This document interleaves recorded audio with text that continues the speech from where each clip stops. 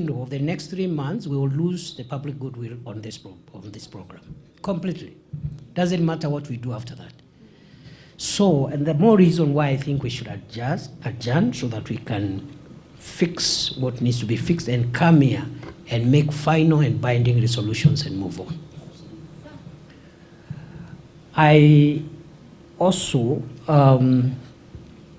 in terms of reporting progress, it is important for us to report to the country that the registration seems to be picking up well, 19.5 million, fairly okay, comparing that only 9 million Kenyans were registered before under NHIF.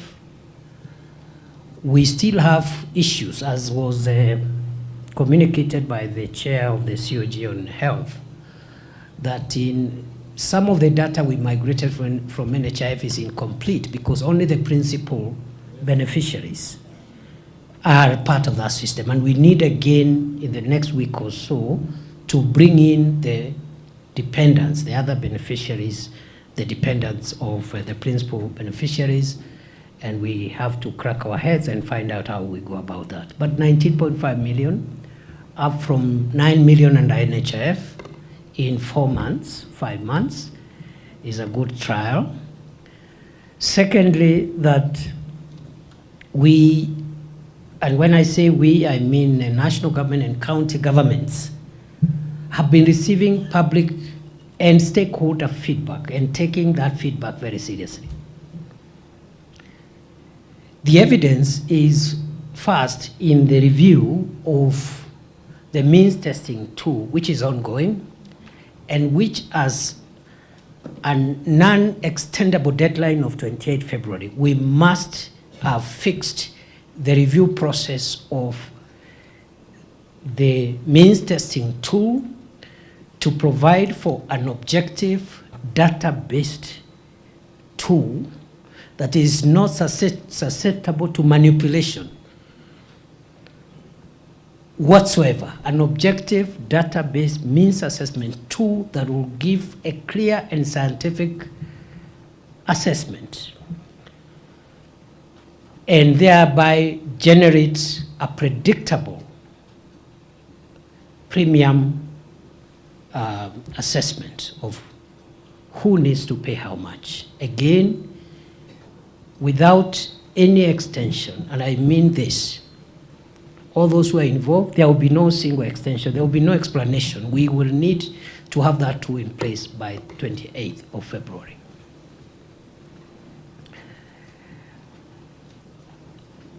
Other than that, other than reviewing the means testing tool, after listening to stakeholders, beneficiaries' experience, and members of the public generally, the government has adjusted in the interim the funding arrangements for the program through the supplementary budget to be tabled in the National Assembly tomorrow. And in that connection, the 3 areas that have been given additional funding include more funding to the Chronic and Critical Illness Fund, which is going to receive an additional 3 billion shillings, because the feedback we were getting from the public and stakeholders is that we needed to adjust the funding and the financing around chronic diseases and critical care cases. So through tomorrow's supplementary budget, we will be adjusting that fund by 3 billion shillings. Equally, the government has decided to again review the funding of the primary health care fund by another 3 billion shillings. And finally, the same supplementary budget will provide an additional 1.8 billion shillings to take care of maternity-related health services, including the issue of Linda Mama, and that includes our teenage girls and the pregnancies associated with teenagers. So that is a total of 7.8 billion shillings as a short-term adjustment to make sure that this program works for the benefit of the people of Kenya. The other thing where we need to make a lot of progress and rapid progress is in the onboarding of all health facilities. And that's why in our reconvened summit, we will need a clear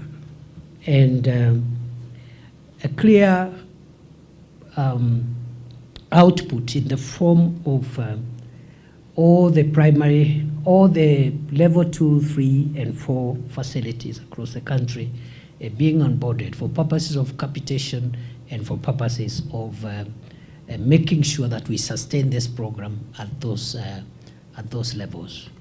I want to urge the 2 levels of government to continue working together. None of us can implement this alone. And I want to emphasize what has been said by other speakers, that we are not adversaries, we are partners. And we do appreciate that much of health is devolved. But we also do appreciate that the national government must backstop county governments on critical areas like equipment because of economies of scale. National government is the only underwriter for county governments to make sure that scale doesn't cost us program deliverables. Not just around equipment, but also the issue of health commodities. We may need to make a quick resolution on what to do with the KEMSA debts. And I thought I would hear today whether this summit will agree on the way of recovering the KEMSA debt so that the health commodities supply becomes predictable as a core component of the delivery of this program. So there are so many things out there. I have recorded about 48 interventions. Some are small, others are big, others are in between. Some are administrative, others are financial. Some are in equipment, others in human resource, others in financing. And therefore we must follow through this if this program has to work, and the program has to work. Let me leave it there for now. I want to persuade you. Even if we added more time, we will not resolve these issues. I want us to work through our respective collaborative avenues, through the COG, Secretariat, and my office, on behalf of the agencies of the national government, to work out some of the things that we can work out in the interim before the resumption of the summit. Number 2, I commit the summit will have not less than 18 hours of work, so that after that meeting, we don't revisit, especially these very preliminary issues around the implementation of the program. Number 3, in the resumed sitting, we would want Parliament to be part and parcel of this discussion, so that in future, even if we need legislative and budgetary support, then they see themselves as partners, equal partners in the delivery of this program. And they should not see it as an executive intervention from the 2 levels of government. I am persuaded, unless I am proved wrong, we need to do a lot of work, especially the efficiency aspects at the 2 authorities, the Social Health Authority and the Digital Health Authority.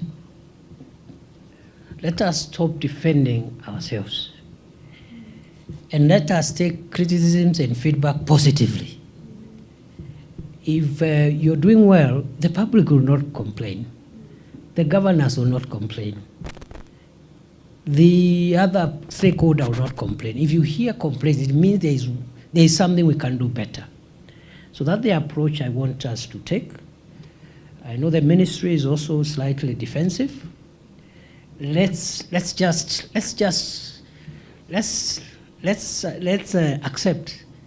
that there is something that we are doing okay, but we can do better, because even the best can be made better.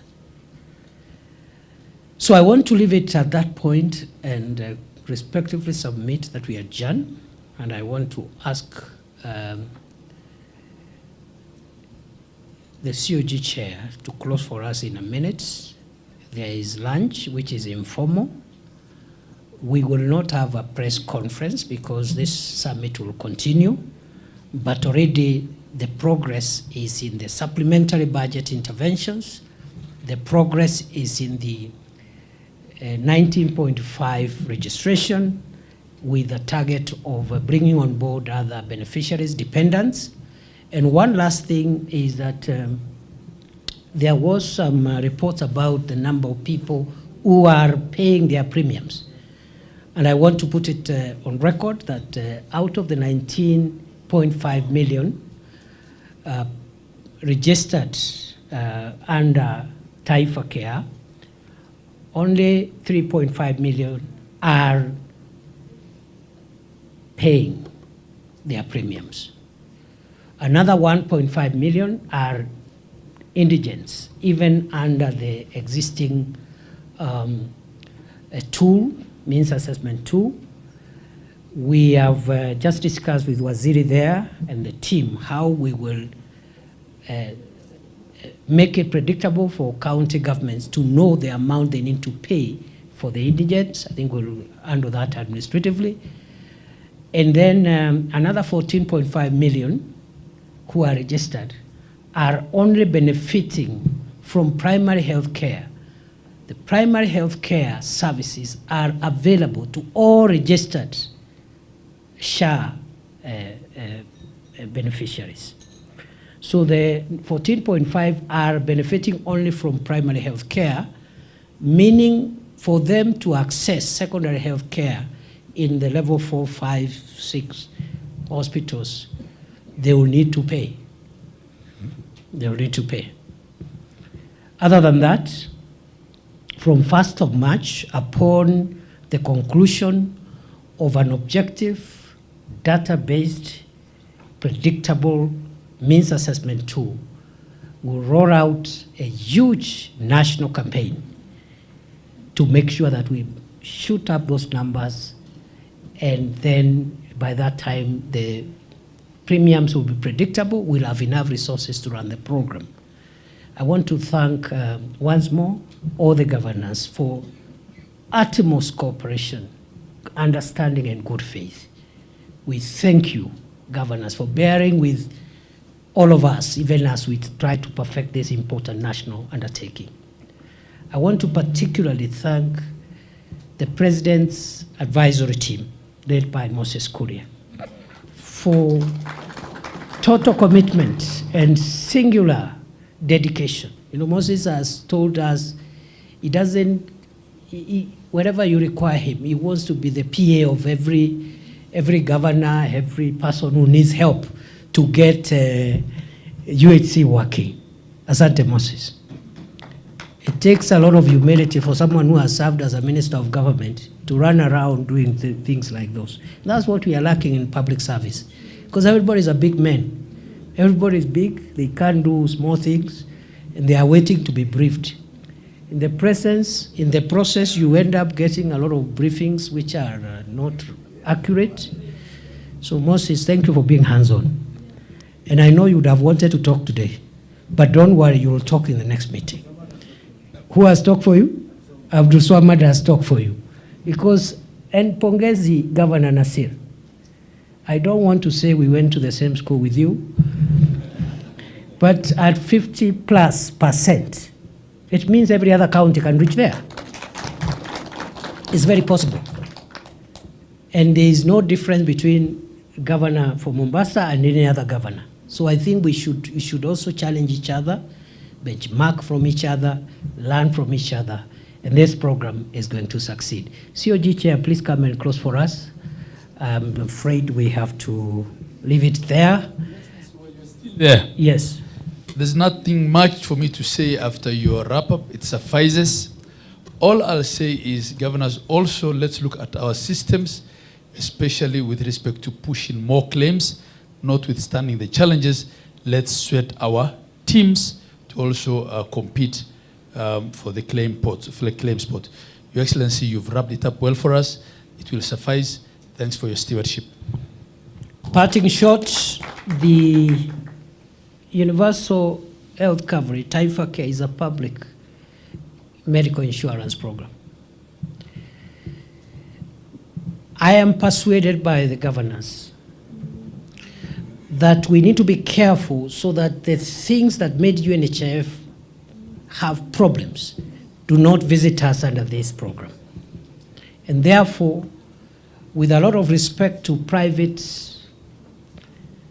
and non-public health service providers,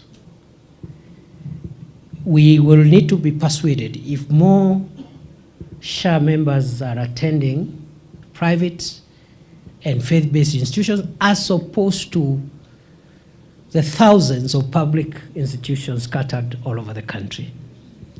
So we need to be careful. Let's not be defensive, but we do appreciate the input of faith-based and private institutions in the delivery of the program.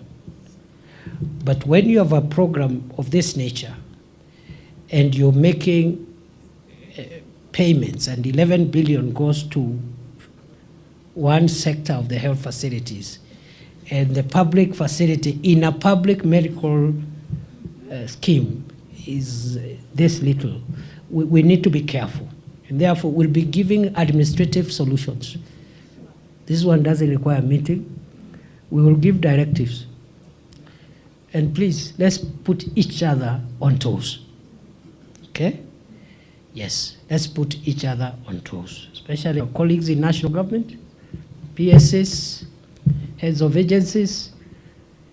This is not a laughing matter.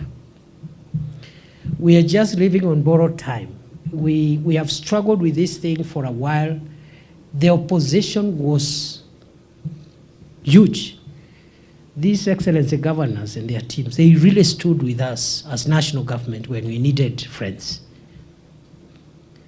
That goodwill, we should not erode it, because increasingly now those headwinds that were with us 4 months ago when we were starting, they are beginning to creep back. So we will do what we must. Harry and Waziri, you know what we agreed in our separate meeting. So from now henceforth, all meetings, including technical meetings, will be held here. Here. Every meeting, ya SHA hapa. Even when your teams are meeting, here. There is that little matter of bringing together Kenya Power, and I'm also reminded that we have money to connect all the facilities with the internet and power, and we need that information already. We have money to connect every facility with power, and we need 2.5 billion, but we just need the information so that we share with KPLC both for internet and for electricity. With those many remarks, asanteni sana. Karibuni, kuna lunch. The lunch is informal. You enter, eat and leave at your pleasure. God bless you and thank you for coming. Thank you. Thank you, Your Excellency. Kindly, kama bado tumetulia tuliko, let's have a word of prayer from Governor Cecily Mbarire.